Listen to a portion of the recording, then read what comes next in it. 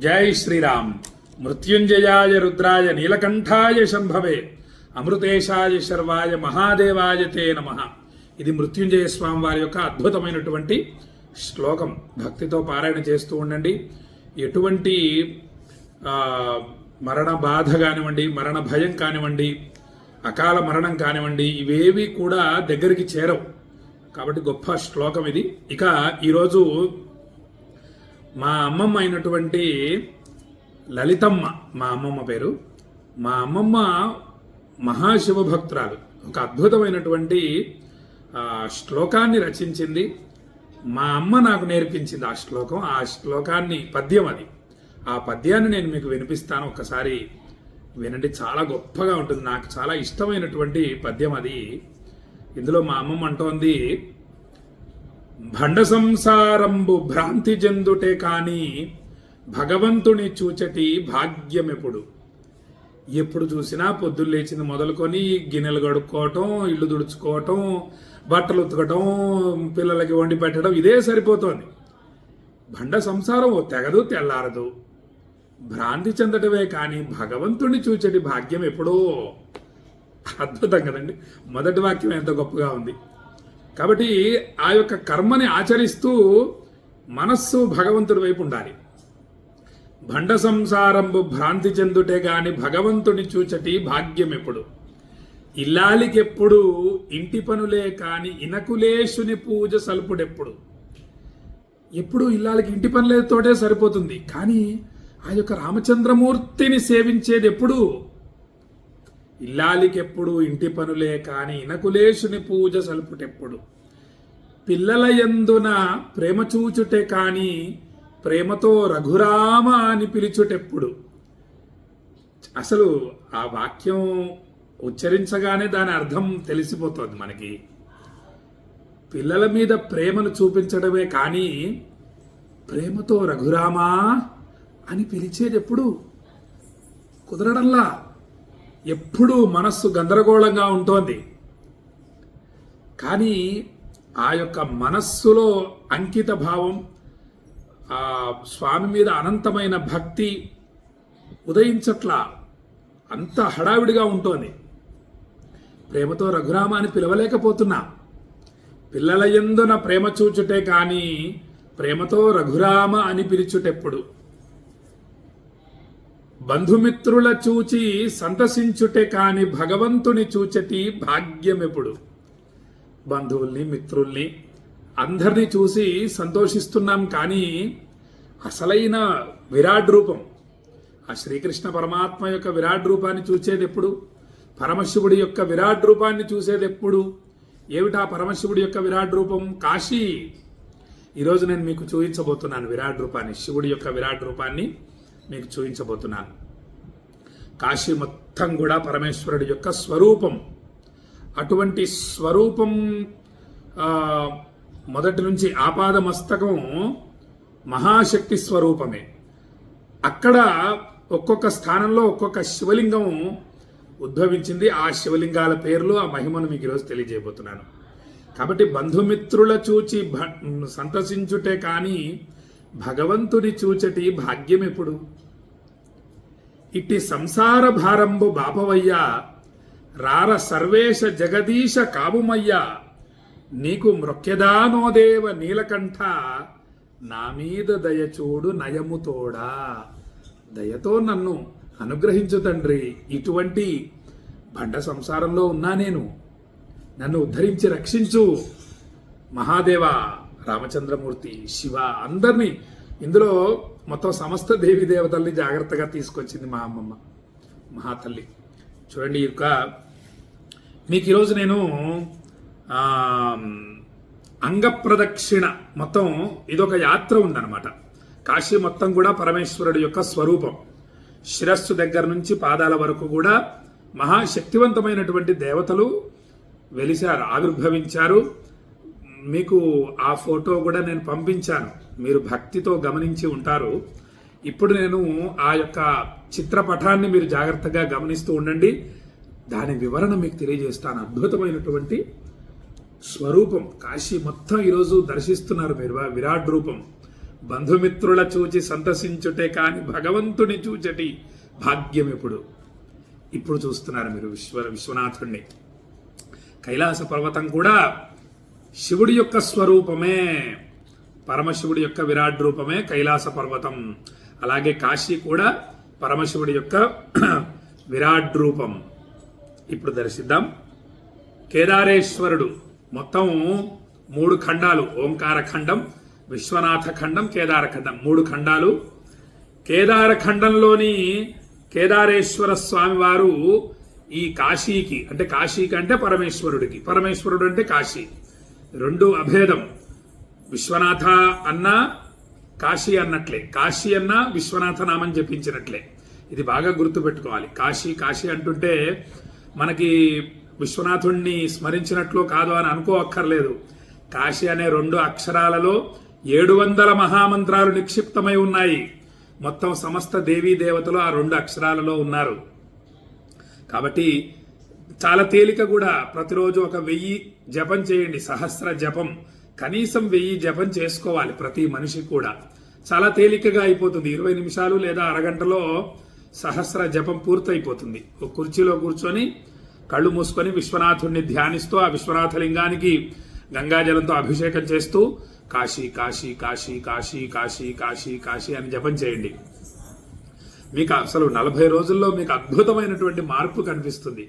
చాలా అద్భుతంగా ముఖంలో మంచి దివ్య తేజస్సు వస్తుంది, మనోధైర్యం పెరుగుతుంది, ఆరోగ్య ప్రాప్తి కలుగుతుంది, ఆయుష్ పెరుగుతుంది, మొత్తం ఐశ్వర్యం పెరుగుతుంది. మీ మనస్సులోని కోరికలన్నీ కూడా నెరవేరుతాయి. ఎటువంటి ఆపదలు మీ దరి చేరవు. కాశీ అనే 2 అక్షరాల్లో మహాశక్తి నిక్షిప్తమై ఉంది. కాబట్టి దాన్ని జపించడం, 1000 సార్లు జపించడం చాలా తేలిక. భక్తితో జపించండి, త్రికరణ శుద్ధిగా, మనస్సు వాక్కు కర్మ. ఇక కేదారేశ్వర స్వామి వారు కాశీకి పరమేశ్వరుడికి లింగస్థానం కేదారేశ్వర స్వామి వారు. ఇక గోకర్ణేశ్వర స్వామి వారు దక్షిణ కర్ణం అంటే కుడి చెవి. కబర్దీశ్వరుడు ఎడమ పాదము కాశీకి. ఆలోచించండి, నేను మీకు ఫోటో పంపించా కదా, ఆ స్వామిని ధ్యానిస్తూ అది మొత్తం కాశీనే. శివుడే కాశీ, కాశీనే శివుడు. కాబట్టి ఆ ఎడమ పాదం స్థానం ఏదైతే ఉందో అక్కడ చూడండి మహాశక్తివంతమైనటువంటి కపర్దీశ్వరుడు. ఇక వామకర్ణం ఎడమ చెవేమో భారభూతేశ్వర స్వామి వారు. అద్భుతం అండి. వీళ్ళని చూస్తే ఆనంద బాష్పాలు జల జల జల జల జల రాలుతాయి. వాటి మహిమ అంత విశేషమైనటువంటి మహిమగల శివలింగాలు ఇవన్నీ కూడా. కేదారేశ్వరుడు, గోకర్ణేశ్వరుడు, వీళ్ళంతా కూడా. ఇక జ్యేష్ఠేశ్వరుడు కూడా వామకర్ణమే. ఇక మధ్యమేశ్వరుడేమో నాభిస్థానం. కాశీకి నాభిస్థానం మధ్యమేశ్వర లింగం. అది చాలా విశేషమైనటువంటి శివలింగం అండి. కాశీ మొత్తానికి నాభిస్థానం వంటిది మధ్యమేశ్వర లింగం, మధ్యమేశ్వర ఆలయం. చాలా గొప్ప శివలింగం ఈ మధ్యమేశ్వర లింగం. ఇక కుడి పాదము మహాకాళేశ్వర స్వామి వారు. ఇవన్నీ శివలింగాలు ఉన్నాయి కాశీలో, మహాశక్తివంతమైన లింగాలు. ఈ శివలింగాల్ని దర్శించే దాన్నే అంగప్రదక్షిణ యాత్ర అంటారు. అర్థమైందండి? కాశీ యాత్ర అంటే కాశీలో అనేక యాత్రలు ఉన్నాయి, అవి చెయ్యాలి మనం. కుదరదు అంటే ఎప్పటికీ కుదరదండి. కుదుర్చుకోవాలి మనం. కుదుర్చుకొని ఒక్కొక్కసారి వచ్చినప్పుడల్లా ఒక్కొక్కటి దర్శిస్తూ ఉండాలి. గంగా స్నానం చేసి విశ్వనాథుడు, విశాలాక్షి, అన్నపూర్ణ, కాలభైరవ స్వామి వారు, వీరి వరకు మనం ఎప్పుడొచ్చినా దర్శించాలి వీటిని. ఆ తర్వాత వీటిని దర్శించిన తర్వాత ఇలా ఈ విధమైనటువంటి ప్రదక్షిణ యాత్రలు జాగ్రత్తగా చేయాలి. ఇక మధ్యమేశ్వరుడేమో కాశీకి నాభిస్థానం, మహాకాళేశ్వరుడు కుడిపాదము. కాశీకి కుడిపాదమే మహాకాళేశ్వరుడు. ఇక శృతీశ్వరుడేమో శిరస్థానం శృతీశ్వరుడు. ఇక మస్తక స్థానం కృత్తివాసేశ్వరుడు. అద్భుతం కదండి. ఇక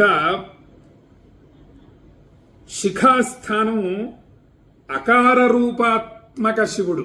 మనకు ఓంకార ఖండంలో అకార ఉకార మకార శివలింగాలు ఉన్నాయి.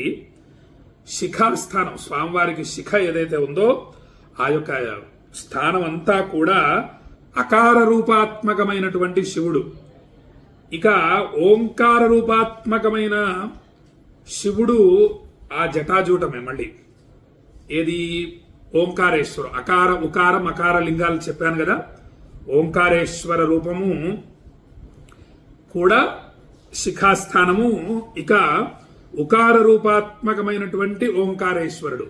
ఓంకార లింగం, ఓంకార ఖండం ఏదైతే ఉందో అకార ఉకార మకార శివలింగాలు మూడు కలిపితేనే ఆ మూడింటిని దర్శించాలి. అక్కడ మూడు శివలింగాలు, ఆ శివలింగాన్ని దర్శిస్తేనే ఓంకార ఖండంలోని శివలింగాలు శివయ్యను దర్శించినట్లు అన్నమాట. ఇక ఆ యొక్క కాశీకి నేత్రస్థానము త్రిలోచనేశ్వరుడు. త్రిలోచనేశ్వరుడు నేత్రస్థానం. జటాజూట స్థానము ఆది మహాదేవేశ్వరుడు.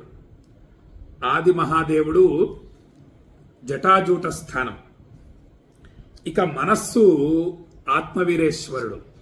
కాశీకి అంటే శివుడికి మనస్సు ఏదయ్యా అంటే ఆత్మవీరేశ్వరుడు. ఆత్మస్థానము ఆత్మవీరేశ్వరుడు అని కూడా పెద్దలు మనకు చెప్తూ ఉంటారు. ఇక హృదయమేమో చంద్రేశ్వరుడు. హృదయ స్థానము చంద్రేశ్వరుడు. కుడి పాదస్థానము కలశేశ్వరుడు. ఎడమ పైచేయి స్థానం మణికర్ణికేశ్వరుడు. మణికర్ణికా ఘాట్ అత్యంత విశేషమైంది.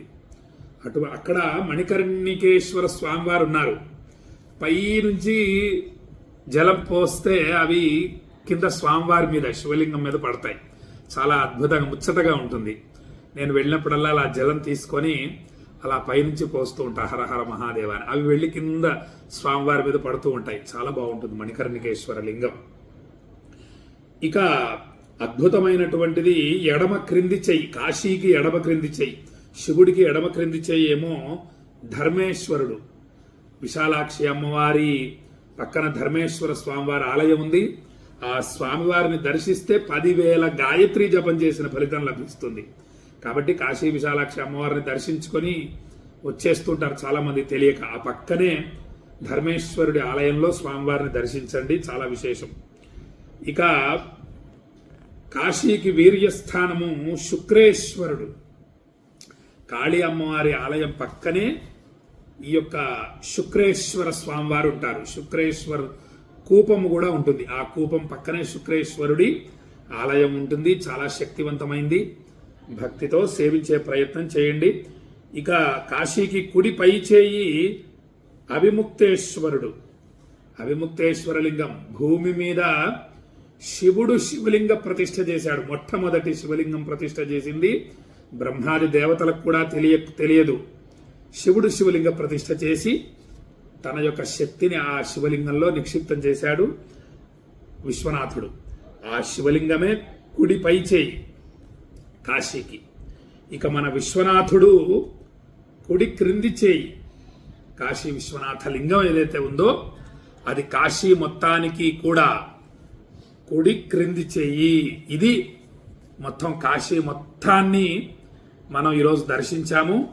దీన్ని అంగప్రదక్షిణ అంటారు. ఈ శివలింగాలన్నిటినీ దర్శించే విధానాన్ని అంగప్రదక్షిణ యాత్ర అంటారు. చాలా శక్తివంతమైంది. సమస్త దోషాల్ని, గ్రహబాధల్ని, అనారోగ్యాల్ని, అరిష్టాలను అన్నిటినీ భస్మం చేస్తుంది. మనస్సులోని కోరికలన్నిటినీ కూడా నెరవేరుస్తుంది. అటువంటి యాత్ర ఇది. ఈ శివలింగాల పేర్లు విన్నంత మాత్రాన సమస్త దోషాలు కూడా తొలగిపోతాయి. మీరందరూ కూడా అంగప్రదక్షిణ యాత్ర చేసినటువంటి అద్భుత ఫలితాన్ని పొందారు. కాశీలో అంగప్రదక్షిణ యాత్ర చేస్తే ఎంతటి అద్భుత ఫలితం లభిస్తుందో మీరు అటువంటి ఫలితాల్ని పొందారు అని చెప్పి భక్తులందరికీ తెలియజేస్తూ శ్రీర్వర్చస్వమాయుష్యమారోగ్యమావిధాక్షోభామానం మహీయతే ధాన్యం ధనం పశుం బహుపుత్ర లాభం శత సంవత్సరం దీర్ఘమాయు. కాశీ అన్నపూర్ణ విశాలాక్షి సమేత విశ్వేశ్వర స్వామి సంపూర్ణ అనుగ్రహ ప్రాప్తిరస్తు. ఆయురారోగ్యాష్టైశ్వర్యాభివృద్ధిరస్తు. మనోభీష్ట సిద్ధిరస్తు. అని కాశీ నుండి భక్తులందరినీ ఆశీర్వదిస్తూ ఈ వీడియోని మీ బంధుమిత్రులందరికీ షేర్ చేయండి. అందరూ కూడా కాశీ యొక్క విరాట్ రూపాన్ని, పరమేశ్వరుడు యొక్క విరాట్ రూపాన్ని దర్శిస్తారు అని భక్తులందరికీ తెలియజేస్తూ సెలవు తీసుకుంటున్నాను. జై శ్రీరామ్. విశ్వనాథాయ మంగళం, విశ్వనాథాయ మంగళం, విశ్వనాథాయ మంగళం.